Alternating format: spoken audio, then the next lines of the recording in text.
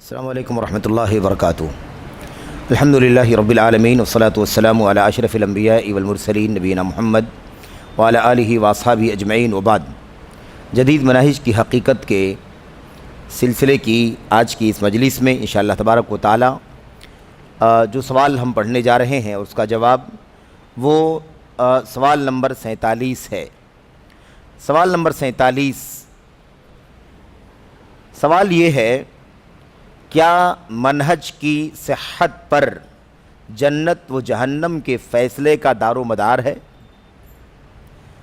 یہ سوال بڑا اہم ہے اس اعتبار سے کہ بہت سارے بھائی ہمیں ایسے ہیں، ملتے ہیں، جو کہتے ہیں کہ بھئی منہج کی بات اتنی ساری کی جا رہی ہے، کیا اس کے صحیح ہونے نہ ہونے پر جنت اور جہنم کا فیصلہ ڈیپینڈ ہے؟ یعنی اگر ہم منہج کو نہ سمجھیں، منہج کی اصلاح نہ کریں، یا منہج کے بارے میں فکر ہی نہ کریں کہ کیا چیز ہے، اور اس کے بارے میں معلومات حاصل نہ کریں، تو اس سے کیا بگڑے گا؟ جنت اور جہنم کا مسئلہ آئے گا، اتنا بڑا مسئلہ ہے، یا پھر ایسے ہی چھوٹا مسئلہ ہے، جنت جہنم کا کوئی فرق نہیں پڑے گا؟ یہ بہت سارے لوگ سوال کرتے ہیں۔ تو اس سوال کا جواب کیا ہے؟ شیخ صالح فوزان اس کا جواب دیتے ہیں، اور اس کے بعد حاشیے میں اس کی وضاحت شیخ جمال بن فرحان الحارثی رحمۃ اللہ علیہ نے کی ہے۔ جواب میں کہتے ہیں، جی ہاں، اگر منہج درست ہوگا تو ہی انسان جنتیوں میں سے ہوگا۔ منہج واضح روشن راستہ، جو راستہ نبی نے اپنی امت کو دیا، صحابہ اس پر چلے، تابعین اس پر چلے، تبع تابعین چلے، اسی پر ائمہ محدثین چلے، ایک جماعت اسی منہج پر چلنے والی ہمیشہ قیامت تک قائم رہے گی۔ بہت سارے گمراہی کے راستے، فرقے، بدعت کے راستے، عقل پرستی، ہوا پرستی کے راستے لوگ نکالتے رہیں گے، لیکن وہ راستہ جو نبی کا راستہ ہے، صحابہ کا راستہ، سنت کا راستہ، تابعین، تبع تابعین، ائمہ محدثین جس پر چلتے رہے، وہ راستہ، اسی کو ہم منہج کہتے ہیں، اسی کو ہم منہج کہتے ہیں۔ اگر یہ درست ہوگا تو ہی انسان جنتیوں میں سے ہوگا، اگر درست نہیں ہوگا تو آدمی جہنم کی سزا بھگتے گا۔ معلوم یہ ہوا کہ جنت اور جہنم کا دار و مدار حقیقت میں منہج پر ہے۔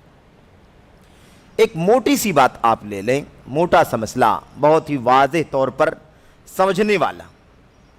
اللہ تبارک و تعالیٰ نے قرآن کریم میں فرمایا کہ میں نے جنات اور انسان کو صرف اپنی عبادت کے لیے پیدا کیا ہے کہ نہیں؟ اب عبادت لوگ کرنے لگیں، عبادت لوگ کرنے لگیں، ہر شخص اپنی اپنی سمجھ کے مطابق، اپنی اپنی سوچ کے مطابق، اپنے اپنے طریقے کے مطابق عبادت کرے، تو کیا وہ اللہ تبارک و تعالیٰ کے یہاں مقبول ہوگی وہ عبادت؟ ظاہر کہ عبادت اللہ تبارک و تعالیٰ کی کرنی ہے، اس کا پورا طریقہ نبی علیہ الصلوۃ والسلام کے ذریعے سے ہمیں ملے گا۔ یہ وہ بنیادی بات ہے جس کے لیے ہم پیدا کیے گئے ہیں۔ انسان اور جنات کی پیدائش کس لیے ہوئی ہے؟ اللہ تبارک و تعالیٰ کی عبادت کے لیے، صرف، اور کوئی مقصد نہیں اس کے پیچھے۔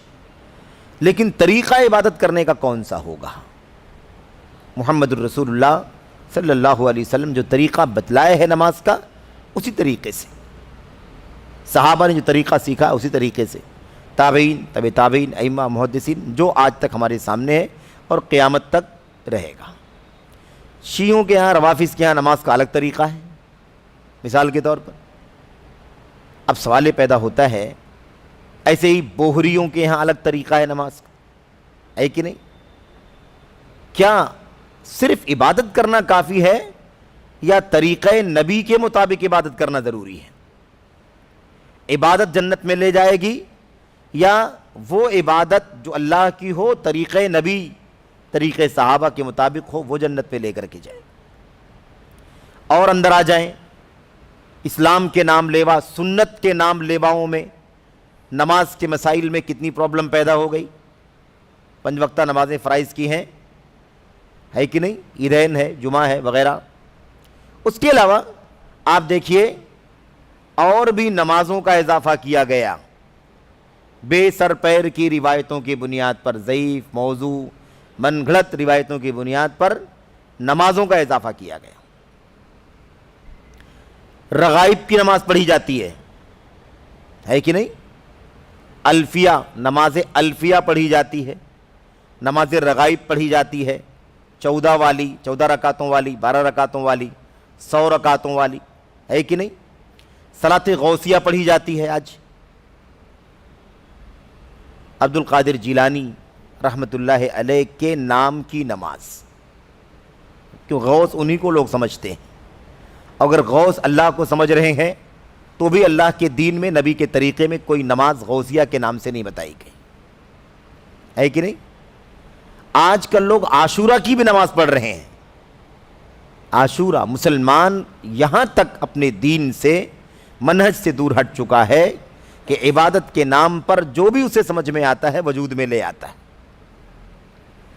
عاشورہ کی نماز، اعلان کے ساتھ باقاعدہ عاشورہ کی نماز، پوسٹرز کے ساتھ ہم نے دیکھا ہے اتنے اتنے بجے عاشورہ کی نماز ادا کی جائے گی۔ سمجھ رہے ہیں؟ روزے آپ دیکھ لیں، روزے بھی رکھے جاتے ہیں۔ روزے 15 شعبان کے روزے کیا ہیں؟ 15 شعبان کی کوئی تعین ہے اللہ کے دین میں کہ 15 شعبان کو روزہ رکھا جائے گا؟ رات میں قیام اللیل کرتے ہیں، شب بیداری کرتے ہیں، جاگتے ہیں، قبرستانوں میں جاتے ہیں، اور اس کے بعد دن بھر کیا کرتے ہیں؟ وہ روزہ رکھتے ہیں، اور روزہ رکھ کر کے جب افطار کرتے ہیں تو اس کے بعد پھر لمبی 100 رکعت کی نماز پڑھتے ہیں۔ تو سوال یہ پیدا ہوتا ہے کہ عبادت کے لیے اللہ تبارک و تعالیٰ نے جن و انس کو پیدا کیا ہے، لیکن طریقہ عبادت کہاں سے لائیں گے ہم؟ طریقہ عبادت کہاں سے آئے گا؟ دین نام عبادت کا نہیں ہے، دین نام ہے اللہ تبارک و تعالیٰ کی عبادت نبی کے طریقے کے مطابق۔ اس سے پہلے بھی شاید یہاں یا کہیں اور تذکرہ ہوا ہے، شیخ الاسلام ابن تیمیہ رحمۃ اللہ علیہ نے فرمایا تھا، جماع الدین اصلانی، جماع الدین اصلانی، دین کا نچوڑ اسلام میں، دین اسلام کا نچوڑ اور اس کا خلاصہ 2 چیزیں ہیں۔ اگر کوئی پوچھے کہ دین اسلام کس چیز کا نام ہے، اس کو ذرا 2 لفظوں میں ڈیفائن کر کے بتاؤ کہ کیا چیز ہے، تو شیخ الاسلام کہتے ہیں دین اسلام نام ہے اللہ یعبد الا اللہ و اللہ یعبد الا بما شرع۔ دین اسلام 2 لفظوں میں اگر کوئی دین اسلام جاننا چاہے تو وہ یہ ہے، دین اسلام نام ہے صرف اور صرف اللہ تبارک و تعالیٰ کی عبادت کا، اور اسی طریقے سے اللہ کی عبادت کا جو طریقہ اللہ تبارک و تعالیٰ نے اپنے نبی کے ذریعے مشروع کر دیا ہے۔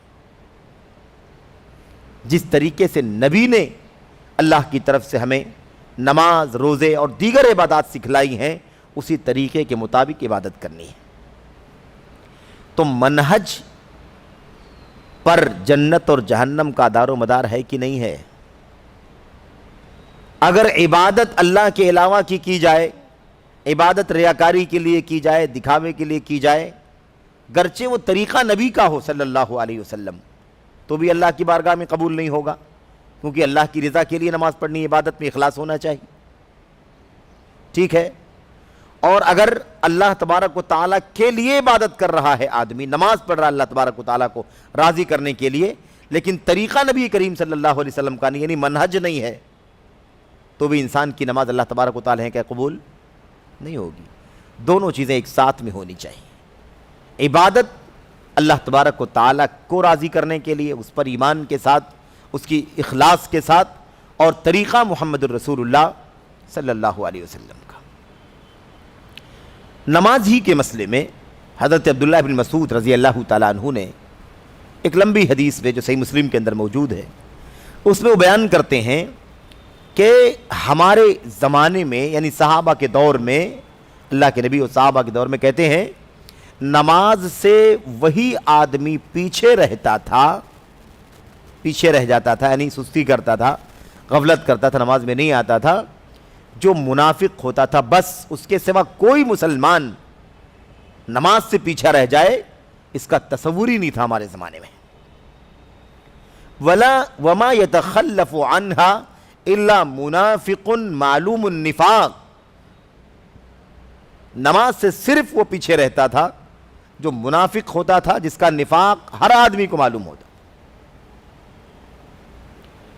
ورنہ جس آدمی کی حالت اتنی نازک ہوتی تھی کہ وہ چل بھی نہ پائے تکلیف کی وجہ سے، بیماری کی وجہ سے، یحادى بین رجلین، اسے دو آدمیوں کے درمیان ٹکا کر کے لایا جاتا تھا، لیکن نماز کے لیے وہ حاضر ہوتا تھا۔ اس کے بعد ابن مسعود نے فرمایا رضی اللہ تعالیٰ عنہ نے کہ اللہ کے نبی صلی اللہ علیہ وسلم نے اپنی امت کے لیے شرع لکم سنن الہدی، ہدایت کے راستے تمہیں مشروع کیے ہیں، ہدایت کے روشن راستے، اسی راستے پر چلو گے تو ہدایت پر رہو گے۔ یعنی نبی نے جو طریقہ بتلایا ہے وہ طریقہ ہمارے لیے ہدایت کا روشن راستہ ہے۔ اس کے بعد آگے کہتے ہیں وَلَوْ تَرَكْتُمْ سُنَّةَ نَبِيِّكُمْ لَضَلَلْتُمْ، اگر تم اپنے نبی کی سنت کو چھوڑ دو گے تو یقیناً گمراہ ہو جاؤ گے۔ تو آپ سوچئے کہ نبی کا طریقہ اگر نماز میں نہیں ہوگا تو ابن مسعود کیا کہتے ہیں؟ گمراہ ہو جاؤ گے۔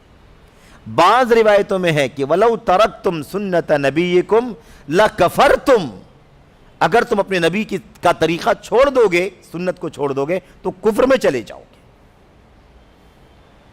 تو منہج کے بغیر جنت اور جہنم نہیں ہو سکتا، منہج ہی پر دار و مدار ہے۔ کوئی سوچے کہ طریقہ کیا لینا دینا، نماز جیسے تیسے پڑھتے رہو، جو سمجھ میں آئے پڑھتے رہو، جو باپ دادا کے زمانے سے سیکھا ہے، جو بزرگوں سے سیکھا ہے، جو روایت میں چل رہا ہے، جو رواج میں دکھائی دے رہا ہے، برس ہا برس سے ہم صلاۃ الرغائب پڑھتے ہیں نہیں چھوڑیں گے، صلاۃ الفیہ پڑھتے ہیں نہیں چھوڑیں گے، صلاۃ غوثیہ پڑھتے ہیں نہیں چھوڑیں گے، ہے کہ نہیں؟ درود بھی عبادت ہے کہ نہیں عبادت ہے؟ اب درود کا جو طریقہ نبی کریم صلی اللہ علیہ وسلم نے بتلایا، درود کا سلام کا، وہی تو سنت ہے، وہی تو منہج رسول ہے۔ اس کے علاوہ درود ہزارہ کوئی پڑھے، درود لکھی کوئی پڑھے، مثال کے طور پر درود گنجینہ تنجینہ کوئی پڑھے، آپ بتائیے کہ کیا اللہ تبارک و تعالیٰ کی عبادت آزاد ہے آدمی جیسے چاہے کرے؟ نہیں، منہج پر رہ کر کے کرنا ہے، اسی راستے پر چل کر کے اللہ کی بندگی کرنی ہے جس راستے پر نبی نے ہم کو چھوڑا ہے، اور بالکل روشن ہے، اس میں کوئی پیچیدگی نہیں ہے، نہ کوئی اندھیرا ہے، نہ کوئی تاریکی ہے، نہ کوئی موڑ ہے، نہ کوئی الجھن ہے، کچھ بھی نہیں۔ علی البیضاء لیلھا کنہارھا، وہ راستہ بالکل، منہج بالکل روشن سفید راستہ ہے۔ فرماتے ہیں، آئیے دیکھ لیں، کہتے ہیں کہ جی ہاں، اگر منہج درست ہوگا تو ہی انسان جنتیوں میں سے ہوگا۔ چنانچہ اگر انسان رسول گرامی صلی اللہ علیہ وسلم کے منہج اور سلف صالحین کے طریقے پر گامزن ہوگا تو بِإِذْنِ اللہ، اللہ تعالیٰ کے حکم سے جنتیوں میں سے ہوگا، اور اگر گمراہوں کی روش پر چلا جائے تو اسے جہنم کی وعید ہے، یعنی جہنم کی دھمکی ہے، جہنم سے ڈرایا جا رہا ہے، دھمکی ہے۔ یہ شیخ صالح فوزان کا مختصر سا جواب ہے۔ کہتے ہیں حاصل یہ ہے، یعنی خلاصہ اور نچوڑ یہ ہے کہ منہج کے صحت و فساد پر جنت یا جہنم کا فیصلہ موقوف ہے۔ منہج کے صحت اور فساد پر جنت اور جہنم کا فیصلہ ڈیپینڈ ہے۔ منہج صحیح ہے تو جنت ہے، منہج فاسد ہے تو جہنم ہے۔ البتہ یہ لازم نہیں آتا کہ منہج کا فساد ہے، منہج کا فساد ہے تو وہ گمراہ ہے اور وہ جہنم میں جائے گا تو ہمیشہ ہمیشہ جہنم میں رہے گا، ایسا کوئی ضروری نہیں ہے۔ کتنا فساد ہے اسی اعتبار سے اس کا فیصلہ ہوگا۔ اگر اس کے منہج کا فساد کفر تک چلا جاتا ہے اور توبہ کیے بغیر نہیں مرا ہے وہ، تو ہمیشہ ہمیشہ کے لیے جہنم میں بھی چلا جائے گا۔ لیکن اس کے منہج کا فساد بگاڑ کفر تک نہیں جاتا ہے بلکہ کفر سے پہلے تک ہی رہتا ہے، تو کیا ہوگا؟ وہ آدمی جہنم میں نہیں جائے گا، جہنم میں داخل ہوگا گمراہی کی وجہ سے، تو ہمیشہ ہمیشہ کے لیے جہنمی نہیں ہوگا۔ یہ بہت واضح سی بات ہے۔ حاشیہ نمبر 1 میں دیکھیے کیا کہتے ہیں کہ اگر گمراہوں کی روش پر چلا جائے تو اسے جہنم کی دھمکی ہے، یعنی جہنم سے ڈرایا گیا ہے۔ کیا مطلب ہے اس کا؟ مطلب حاشیہ نمبر 1 میں دیکھیے، کہتے ہیں صفحہ نمبر 270 پہ، کہتے ہیں وہ شخص اللہ کی مشیت تلے ہوگا، وہ آدمی کہاں ہوگا؟ اللہ کی مشیت کے نیچے، یعنی اللہ کی چاہت کے نیچے ہوگا، جیسا اللہ چاہے گا ویسا اس کے ساتھ سلوک کرے گا، ہے نا؟ اگر اللہ تبارک و تعالیٰ چاہے گا تو بخش دے گا، اللہ تبارک و تعالیٰ چاہے گا تو اس کو عذاب دے گا، سزا دے گا۔ اہل سنت والجماعت کا یہی عقیدہ ہے۔ آگے دیکھیں، اگر منہج کی صحت و عدم صحت پر جنت یا جہنم کے فیصلے کا دار و مدار نہ ہو، اگر منہج کے صحیح ہونے غلط ہونے پر جنت اور جہنم ڈیپینڈ نہ ہو تو نبی کریم صلی اللہ علیہ وسلم کے اس فرمان کا کیا فائدہ ہوگا؟ اللہ کے نبی کا فرمان کیا ہے؟ اللہ کے نبی نے فرمایا وَسَتَفْتَرِقُ هَذِهِ الْأُمَّةُ عَلَى 73 فرقہ كُلُّهَا فِي النَّارِ إِلَّا وَاحِدَةٌ قَالُوا مَنْ هِيَ يَا رسول اللہ قَالَ مَا أَنَا عَلَيْهِ الْيَوْمَ وَأَصْحَابِي۔ اللہ کے نبی صلی اللہ علیہ وسلم نے فرمایا یہ امت ان قریب، یہ امت بہت جلد، یہ امت 73 فرقوں میں تقسیم ہو جائے گی، سب کے سب جہنم میں جائیں گے الا واحدہ، سوائے ایک کے۔ قالو، لوگوں نے پوچھا من ہیا یا رسول اللہ، اللہ کے رسول یہ کون سا فرقہ ہوگا، یہ کون سے دھڑا ہوگا، جماعت ہوگی؟ قالا، فرمایا ما انا علیہ اليوم واصحابی، وہ ہوگا جو اس راستے پر چلے گا جس پر آج میں ہوں اور میرے صحابہ ہیں، جس پر میں ہوں اور میرے صحابہ ہیں۔ آپ علیہ الصلوۃ والسلام نے کیا فرمایا؟ 73 میں تقسیم ہوگی امت، 73 میں سے ایک جنت میں، 72 جہنم میں۔ اگر یہ منہج کا صحیح ہونا، منہج کا فاسد ہونا، یہ جنت اور جہنم میں داخل ہونے کا، جہنم میں داخل، جنت یا جہنم میں داخل ہونے سے اگر اس کا کوئی تعلق نہیں ہے مثال کے طور پر، تو اللہ کے نبی کی اس حدیث کا معنی کیا ہے؟ پھر آپ نے کیوں منہج کی صحت اور منہج کا فساد بتایا، اور منہج کی صحت والے کو جنتی بتلایا اور منہج کے فساد والے کو جہنمی بتلایا؟ تو کیوں بتلایا؟ اگر اس کا اعتبار نہیں ہے، اس کا اعتبار، اگر اس کا اعتبار نہیں ہے تو اللہ کے نبی صلی اللہ علیہ وسلم نے اس حدیث میں یہ بات کیوں فرمائی ہے کہ یہ 73 ٹکڑے ہوں گے، 73 میں سے 72 کا راستہ وہ نہیں ہوگا جو میرا اور میرے صحابہ کا راستہ ہے؟ واضح ہے کہ نہیں واضح ہے؟ کیونکہ آپ نے صاف صاف جواب جب دیا تو واضح ہوگا کہ نہیں واضح ہو گیا کہ جو جنت میں جانے والا ہے اسی کا راستہ نبی کا راستہ ہوگا اور اسی کا راستہ صحابہ کا راستہ ہوگا۔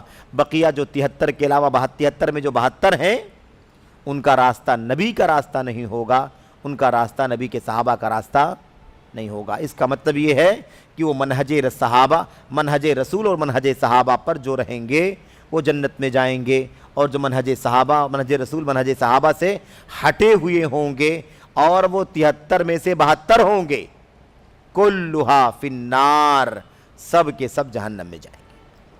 تو معلوم ہوا کہ نہیں معلوم ہوا کہ ایسا ہمیں اچھی طرح سے جان لینا چاہیے کہ معاملہ ایسا ہی ہے۔ آدمی کا اگر منہج درست ہے تو جنت میں، اس کا منہج فاسد ہے تو جہنم میں۔ اب ہمیشہ ہمیشہ جہنم میں رہے گا یا نہیں رہے گا، یہ اس بات پر موقوف ہے کہ اس کے منہج کا فساد کفر تک جاتا ہے یا نہیں جاتا ہے، شرک تک جاتا ہے یا نہیں جاتا ہے۔ اگر وہ شرک تک گمراہی چلی جاتی ہے اور توبہ کیے بغیر دنیا سے آدمی مر جاتا ہے تو وہ ہمیشہ ہمیشہ کے لیے جہنمی ہو جائے گا۔ سمجھ رہے ہیں نا؟ اور اگر منہج کا فساد کفر تک نہیں جاتا ہے تو آدمی اللہ تبارک و تعالیٰ کی مشیت پر ہوگا، اللہ تعالیٰ کی ارادے پر ہوگا، اس کی چاہت پر ہوگا، جیسا وہ چاہے گا فیصلہ کرے گا۔ اگر اللہ تعالیٰ چاہے گا تو اسے اپنی رحمت سے معاف کر دے گا، یا اللہ تبارک و تعالیٰ سفارشیوں کی سفارش سے معاف کر دے گا، یا اللہ تبارک و تعالیٰ اسے عذاب دے گا۔ سمجھ رہے ہیں نا؟ یہ اللہ تبارک و تعالیٰ کی مشیت پر ہے۔ لیکن جس کے منہج کا فساد خطرناک ہے کہ نہیں، کفر تک پہنچ گیا ہے، اتنا خطرناک کفر تک پہنچ گیا، تو ایسی صورت میں وہ اپنی کفر کی وجہ سے ہمیشہ ہمیشہ کے لیے جہنمی ہو جائے گا، والعیاذ باللہ۔ اللہ تبارک و تعالی ہمیں اپنی پناہ میں رکھے، آمین رب العالمین۔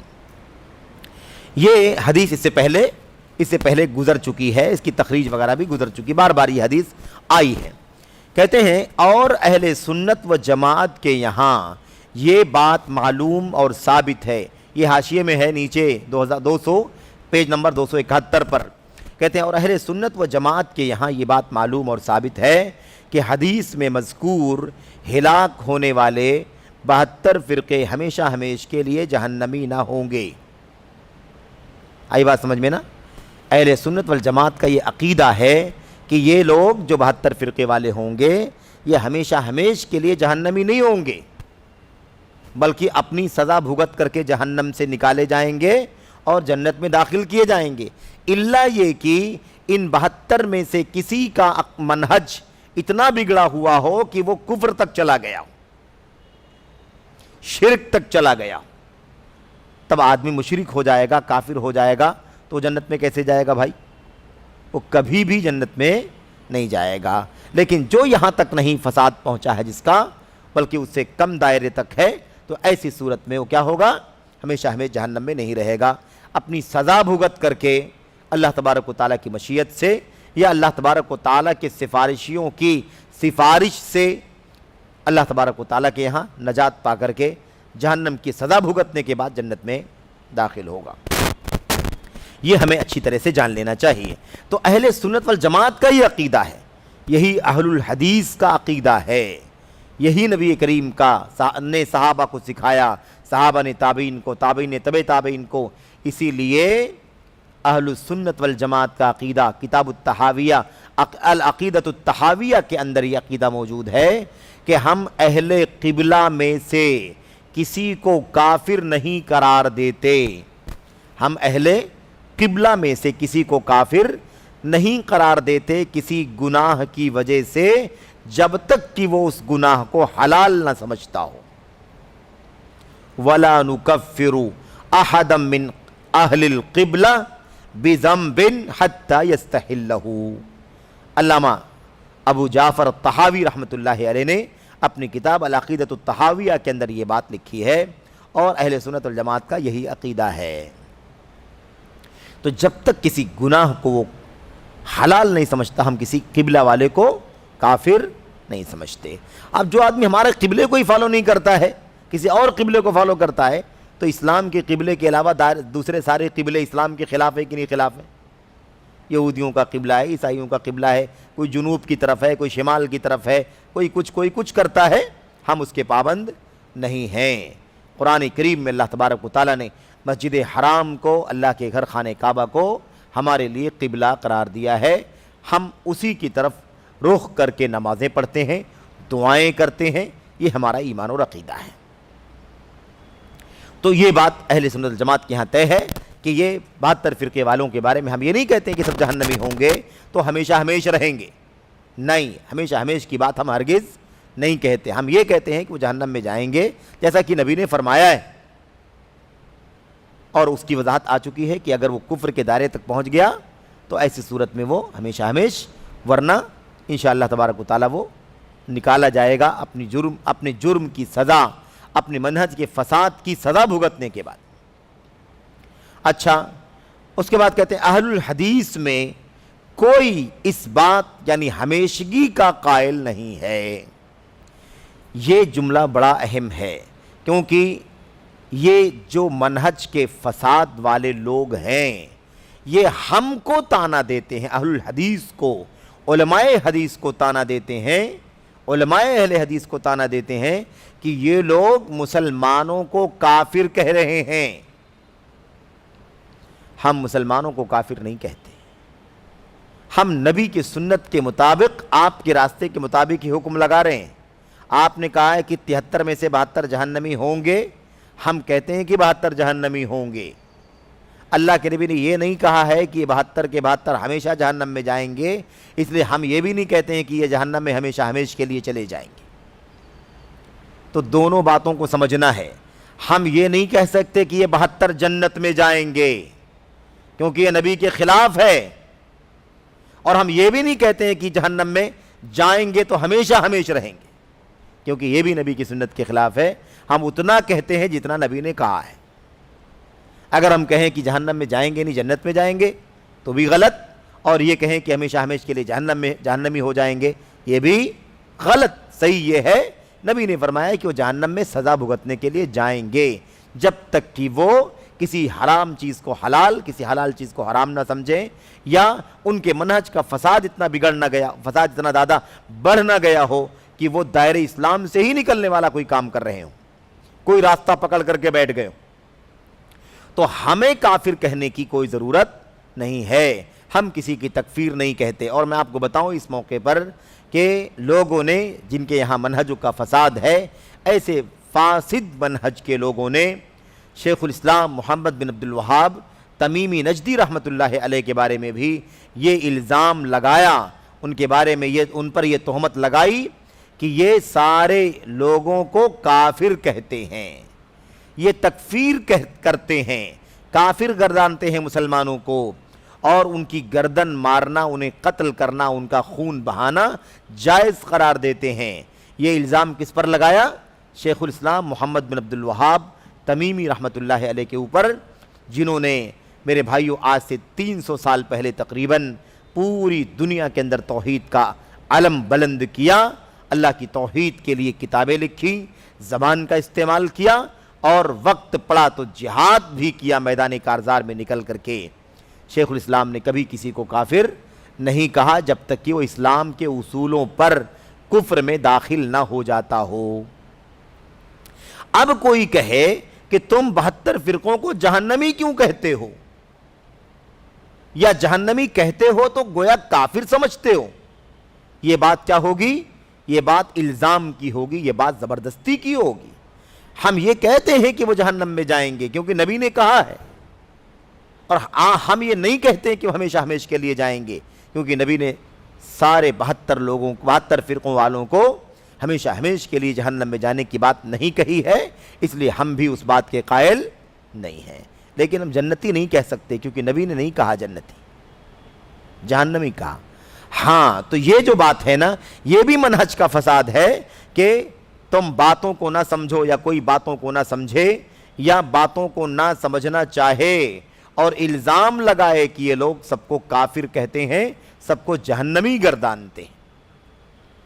حقیقت کے خلاف ہے، سچائی کے خلاف ہے۔ ایک بات اور، دین کے مختلف موضوعات پر، مختلف مسائل میں ظالموں نے حدیثیں گھڑی ہوئی ہیں، حدیثیں جھوٹی بنا کر کے شامل کر دیا، لوگوں کو ورغلایا، گمراہ کیا۔ انہی میں سے ایک مسئلہ یہ فرقوں والا بھی ہے، فرقوں والا اور فاسد منہج والوں کا جہنم میں جانا، ایک صحیح منہج پر رہنے والوں کا جنت میں جانا، اس کو الٹنے کی کوشش کیا۔ ہم نے حدیث پڑھی 73 فرقے ہوں گے، 72 جہنم میں جائیں گے، ایک جنت میں جائے گا۔ جنت میں جانے والا کون ہوگا؟ جس طریقے پر آج میں اور میرے صحابہ ہیں۔ حدیث کیا گڑھی؟ میری امت 73 فرقوں میں تقسیم ہوگی، 73 فرقوں میں تقسیم ہوگی، کلھا فی الجنہ، سب کے سب جنتی ہوں گے سوائے ایک کے، سوائے ایک کے، سب کے سب جنتی ہوں گے سوائے ایک کے، ایک صرف جہنم میں جائے گا۔ کون ہوگا بھائی وہ؟ تو برابر کا کام کرنا چاہیے، جو نبی کی سنت سے بالکل مقابل میں کا ایک فرقہ جہنم میں جائے گا۔ کون سا فرقہ ہوگا؟ ہی الزنادقہ، زندیقوں کا فرقہ ہوگا، زندیقوں کا۔ ہم لوگوں نے پڑھا ہے ویسے زندیق کیا ہے کیا نہیں ہے، لیکن اس کا خلاصہ لمبی بات ہے، وہ جو ہم لوگوں نے پڑھا ہے اس کا خلاصہ یہ کہ زندیق بے دین کو کہتے ہیں، بے دین، بددین۔ کوئی اس کو کافر کہتا ہے، کوئی اس کو کہتا ہے کہ ملحد ہے، جس کا کوئی دین نہیں، جس کے ہاں کوئی عقیدہ توحید نہیں، جس کے ہاں کوئی عقیدہ رسالت نہیں، یعنی جو دین سے آزاد ہے۔ ٹھیک ہے، تو بے دین، ملحد، دہریہ، کافر کو کیا کہتے ہیں؟ زندیق، اسی کی جمع ہے زنادقہ۔ کہتے ہیں صرف ایک فرقہ ایسا ہوگا 73 میں سے جو جہنم میں جائے گا، بقیہ سب کے سب جنت میں جائیں گے۔ جو جہنم میں جائے گا وہ زندیقوں کا فرقہ ہوگا۔ بھئی کافروں کے لیے جہنم میں جانے کی بات کس کو نہیں معلوم ہے؟ اس کو بتانے کی کیا بات؟ عام بات ہے کہ ان اللہ جامع المنافقین والکافرین فی جہنم جميعا۔ اللہ تبارک و تعالیٰ کافروں کو منافقوں کو جہنم میں اکٹھا کرے گا, سب کو جہنم میں جمع کر دے گا, ہے کہ نہیں؟ تو طے بات, یہ بولنے کی کیا ضرورت ہے؟ تو اب یہ تو ایسی بات ہے جو تحصیل حاصل ہے, یعنی پہلے سے معلوم ہے. باقی کیا بچا؟ باقی بچا 72 کے جنت میں جانے کی بات. تو اب یہ بیچارے یہ راستہ نکالتے ہیں کہ بے فکر جتنے فرقے بنانے ہو بناؤ, صبح شام سب کے سب کہاں جائیں گے؟ سب جنت میں جائیں گے, جہنم میں. یہ ایک موضوع روایت ہے, موضوع جھوٹی روایت ہے, من گھڑت. سمجھ رہے ہیں نا؟ اور بات ختم کرنے سے پہلے ایک بات اور, یہ جو فرقہ دیکھ رہے ہیں آپ, فرق 72 جہنم میں جانے والے, فرق افتراق, ٹکڑے بندی کو, دھڑ بندی کو, گروہ بندی کو, اختلاف کو, انتشار کو اللہ تبارک و تعالیٰ کے دین میں بڑی مذمت بیان کی گئی ہے اور مذمت کی نظر سے دیکھا جاتا ہے. اسلام ایک ہے, توحید ایک ہے, قرآن ایک ہے, سنت ایک ہے, قبلہ ایک ہے. اللہ تبارک و تعالیٰ اسلام کے نام لیواؤں کو ایک دیکھنا چاہتا ہے, کسی فرقہ واریت کی گنجائش نہیں ہے. اللہ تبارک و تعالیٰ فرماتا ہے یہ فرقہ بندی تو مشرکوں کا کام ہے, تم مشرکوں جیسے مت ہو جاؤ, وَلَا تَكُونُوا مِنَ الْمُشْرِكِينَ, مشرکوں کی طرح مت ہو جاؤ. ایک لات کا پجاری ہے, ایک منات کا پجاری ہے, ایک عزا کا پجاری, ایک ہبل کا پجاری, ایک فلاں کا, ایک فلاں کا, ایک فلاں کا, ہے کہ نہیں؟ ایک فلاں شہر میں, دوسرا فلاں شہر میں, تیسرا فلاں شہر میں, ایک یمن میں, ایک فلاں جگہ. ایک ٹکڑے لوگ بنائے ہوئے ہیں, شرک والا راستہ لوگوں کو فرقوں میں بانٹ دیتا ہے.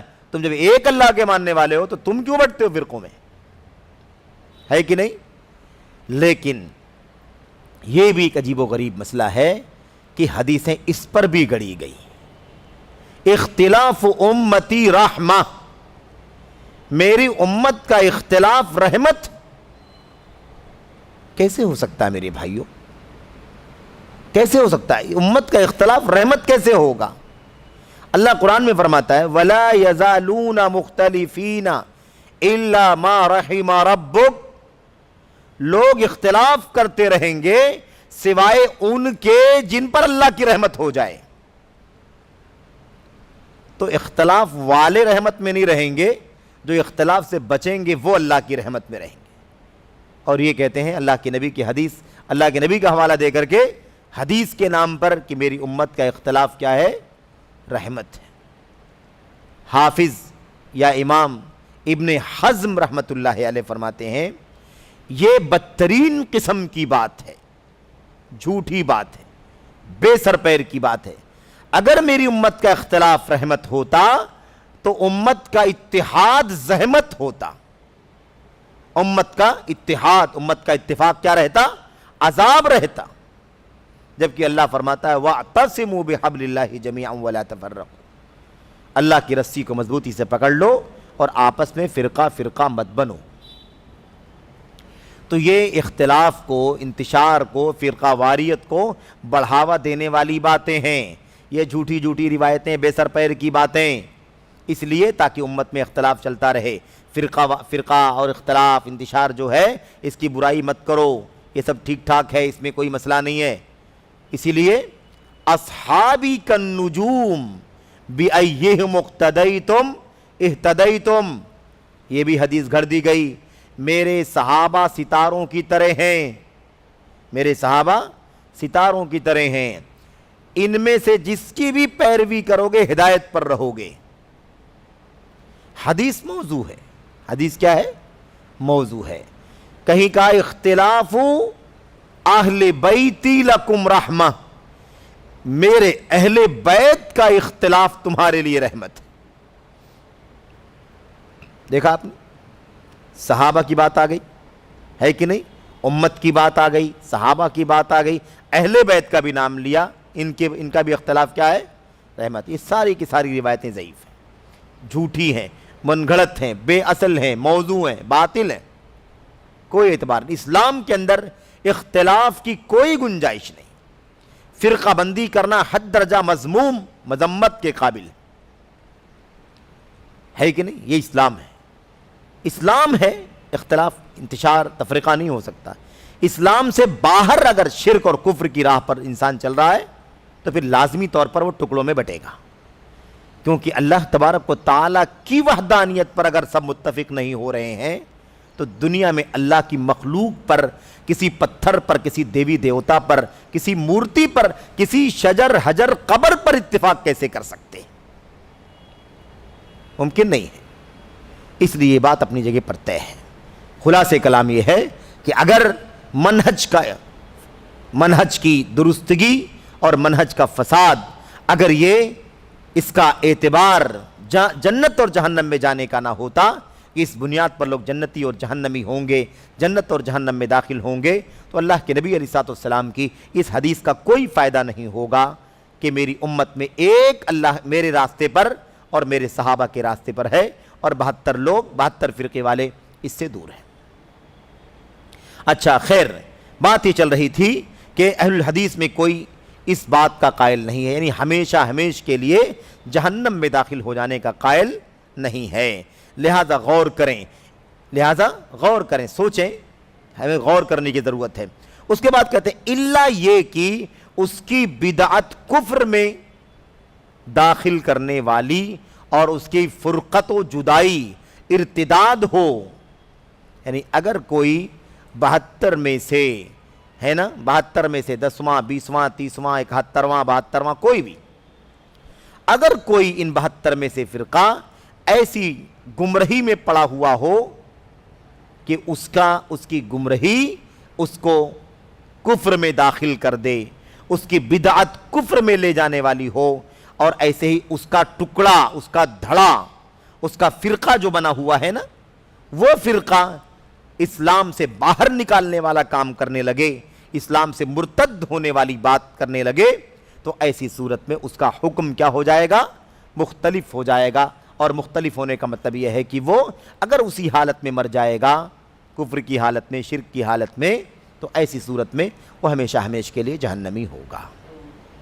ورنہ اہل سنت والجماعت اور اہل الحدیث کبھی بھی اس بات کے قائل نہیں ہیں کہ اس حدیث میں جہنم میں جانے کا مطلب ہمیشہ ہمیش کے لیے جہنمی ہو جانا ہے۔ یہ معنی کبھی بھی اہل الحدیث نے کبھی بھی نہیں بیان کیا ہے۔